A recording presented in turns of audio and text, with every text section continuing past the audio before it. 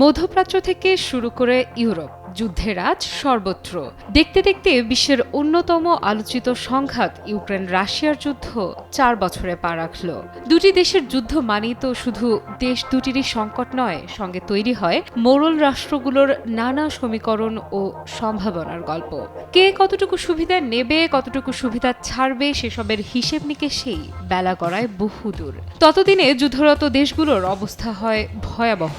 Ukraine রাশিয়ার ক্ষেত্রেও বিষয়টি ব্যতিক্রম নয়। ইউক্রেন বারবার বলে এসেছে তারা ক্লান্ত, যুদ্ধ অবসান চাই তাদের। তবে এক্ষেত্রে আমেরিকার অবস্থান যেন ছিল আগ্রহ ও সহায়তা দিয়ে যুদ্ধকে দীর্ঘায়িত করা। যদিও যুক্তরাষ্ট্রের প্রশাসন বদলে গল্পে এসেছে নতুনত্ব, কেননা মার্কিনদের নবনির্বাচিত প্রেসিডেন্ট একজন স্বঘোষিত শান্তির বার্তাবাহক। ক্ষমতা গ্রহণের আগে থেকেই বিশ্বজুড়ে চলমান সব যুদ্ধের অবসান ঘটাবেন বলে প্রতিশ্রুতি দিয়েছেন বারবার। যদিও গত 1 মাসের শাসনামলে বহু কথার এদিক ওদিক করে ইতোমধ্যেই কম বিতর্কের জন্ম দেননি প্রেসিডেন্ট ট্রাম্প। তবে ইউক্রেন রাশিয়ার যুদ্ধ বন্ধের বিষয়ে বেশ আগ্রহী এই নেতা। প্রতিশ্রুতি মতো ইউক্রেন যুদ্ধ অবসানে সৌদি আরবের রাজধানী রিয়াদে আলোচনায় বসেন যুক্তরাষ্ট্র ও রাশিয়ার শীর্ষ কর্মকর্তারা। 3 বছর আগে রাশিয়া ইউক্রেনে সর্বাত্মক হামলা শুরু করার পর এই প্রথম যুক্তরাষ্ট্র ও রাশিয়ার কর্মকর্তাদের মধ্যে সরাসরি বৈঠক এটি। তবে মজার বিষয় হচ্ছে যুক্তরাষ্ট্র এই সমঝোতার টেবিলে অন্যতম চরিত্র ইউক্রেনকেই ডাকেনি। দেশটি এ বিষয়ে তীব্র প্রতিক্রিয়া জানালেও রুশ প্রেসিডেন্ট ভ্লাদিমির পুতিন খোলাসা করেছেন এই বৈঠকের মূল উদ্দেশ্য। মূলত রাশিয়া ও যুক্তরাষ্ট্রের মাঝে আস্থা বাড়ানোই এই বৈঠকের মূল লক্ষ্য। বৈঠকের ফলাফলের প্রশংসাও করেন রুশ প্রেসিডেন্ট। যুদ্ধের অবসানে ইউক্রেনকে আলোচনা থেকে বাদ দেয়া হবে না বলেও আশ্বস্ত করেন তিনি। পুতিন বলেন, রাশিয়া এবং মার্কিন যুক্তরাষ্ট্রের মধ্যে আস্থা বাড়ানো ছাড়া ইউক্রেনীয় সংকট সহ অনেক সমস্যার সমাধান করা অসম্ভব। ভ্লাদিমির পুতিনের এ বক্তব্যে এ কথা স্পষ্ট, রুশ মার্কিন দ্বন্দ্বের বরফ গলছে। কিন্তু বরফ গলার নেপথ্যের কারণটা কি? ইউক্রেন ও রাশিয়ার সংঘাতকে কেন্দ্র করে আসলে আমেরিকা কি রাশিয়াকে হাত করতে চাইছে?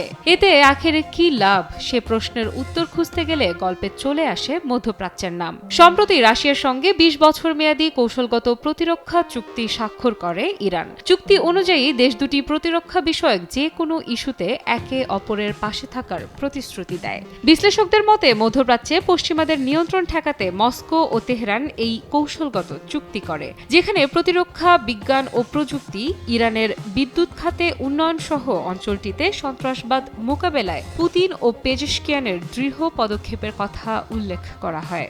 যার ফলে ইসরায়েলের প্রধানমন্ত্রী বেনিয়ামিন নেতানিয়াহু সহ তার ঘনিষ্ঠ মিত্র যুক্তরাষ্ট্র মধ্যপ্রাচ্যকে আর নিজেদের দখলে রাখতে পারবে না, এমনটাই ভাবা হয়েছিল। চুক্তি স্বাক্ষরের পর প্রতিক্রিয়ায় পেজেশকিয়ান বলেছিলেন, আমরা একটি বহুকেন্দ্রিক বিশ্ব প্রতিষ্ঠার পথে এগোতে চাই এবং এই পথের একটি গুরুত্বপূর্ণ পদক্ষেপ হলো এই চুক্তি। এই চুক্তি রাশিয়া ইরানের সম্পর্কের নতুন যুগের সূচনা করেছে বলেও উল্লেখ করেন তিনি। এ বিষয়ে রুশ প্রেসিডেন্ট ভ্লাদিমির পুতিনও বলেন, এই চুক্তির ফলে শুধু নিরাপত্তা খাতই নয়, বরং অর্থনীতি ও বাণিজ্য খাতেও দুই দেশের সহযোগিতামূলক তৎপরতা অনেক বাড়বে।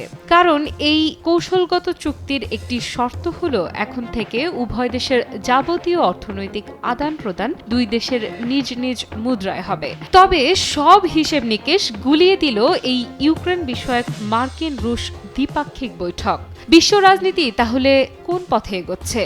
কে কার মিত্র, কে কার শত্রু, সব যেন ধোঁয়াশাময় হয়ে উঠছে মোড়ল রাষ্ট্রগুলোর রহস্যময় আচরণে।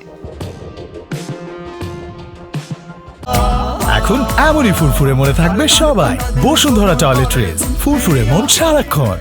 মার্কিন রুশ দ্বিপাক্ষিক বৈঠক বিষয়ে মার্কিন প্রেসিডেন্ট ডোনাল্ড ট্রাম্প বলেন, শান্তি আলোচনায় ইউক্রেনের প্রতিনিধির উপস্থিতি গুরুত্বপূর্ণ নয়। এ নিয়ে ট্রাম্প ও ইউক্রেনের প্রেসিডেন্ট ভলোদিমির জেলেনস্কির মধ্যে দ্বন্দ্ব চরম আকার ধারণ করে। এ বিষয়ে ইউক্রেনের প্রেসিডেন্ট ভলোদিমির জেলেনস্কি বলেন, কিয়েভকে ছাড়া কোনো শান্তি চুক্তি মানবে না ইউক্রেন। সার্বভৌম দেশ হিসেবে আমাদের অংশগ্রহণ ছাড়া আমরা এই ধরনের কোনো চুক্তি মেনে নেব না। তবে কিছুদিন আগেই রাশিয়ার সঙ্গে চলমান যুদ্ধে যুদ্ধে যুক্তরাষ্ট্রের সহায়তা ছাড়া এক পাও এগোনো সম্ভব নয় ইউক্রেনের বলে জানিয়েছিলেন তিনি। যুক্তরাষ্ট্র যদি সহায়তা না দেয় তবে অচল হয়ে পড়বে ইউক্রেন বলেও জানিয়েছিলেন জেলেনস্কি। তবে পুতিন বলেছেন রাশিয়া কখনোই কিয়েভ অথবা ইউরোপীয়দের সঙ্গে আলোচনার বিষয়টি প্রত্যাখ্যান করেনি, বরং তারাই মস্কোর সঙ্গে আলোচনায় অস্বীকৃতি জানিয়েছিল। রুশ প্রেসিডেন্ট বলেন, আমরা কারো ওপর কোনো কিছু চাপিয়ে দিচ্ছি না। আমি ইতোমধ্যেই শতবার বলেছি যে তারা যদি চান আমরা তাহলে আলোচনার জন্য প্রস্তুত। দয়া করে এসব আলোচনা অনুষ্ঠিত হতে দিন। আমরা আলোচনার জন্য টেবিলে ফিরে আসতে প্রস্তুত। এ সময় ইউক্রেনকে কটাক্ষ করে রুশ প্রেসিডেন্ট বলেন, কেউই ইউক্রেনকে বাদ দিচ্ছে না। যুক্তরাষ্ট্র ও রাশিয়ার আলোচনার ক্ষেত্রে হিস্টেরিয়া রোগীর মতো প্রতিক্রিয়া দেখানোর প্রয়োজন নেই। এ কথার বিপরীতে ইউক্রেনীয় প্রেসিডেন্ট বলেন, আমরা চলতি বছরেই ইউক্রেনের নিরাপত্তার নিশ্চয়তা চাই, কারণ আমরা এই বছর যুদ্ধ শেষ করতে চাই। 2022 সালের 24 ফেব্রুয়ারি প্রতিবেশী ইউক্রেনের সর্বাত্মক যুদ্ধ শুরু করে রাশিয়া। যুদ্ধের 3 বছর পূর্তি আজ। ক্রেমলিন শুরু থেকে ইউক্রেন যুদ্ধকে যুদ্ধ না বলে বিশেষ সামরিক অভিযান বলে আসছে।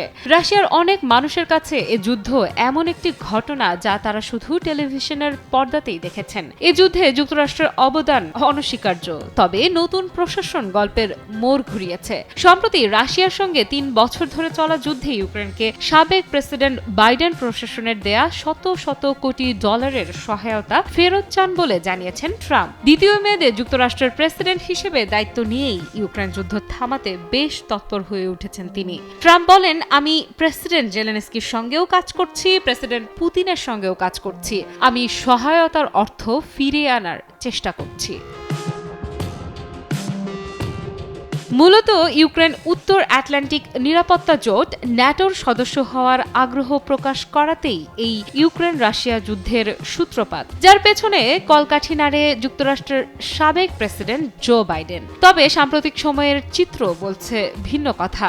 এই যুদ্ধ ও তার সমাধানের পথ ধরেই চিরশত্রু বলে পরিচিত যুক্তরাষ্ট্র ও রাশিয়া যেন শেষ করতে চলেছে তাদের বৈরিতার সম্পর্ক। আফরিদা ইফরাত, নিউজ 24।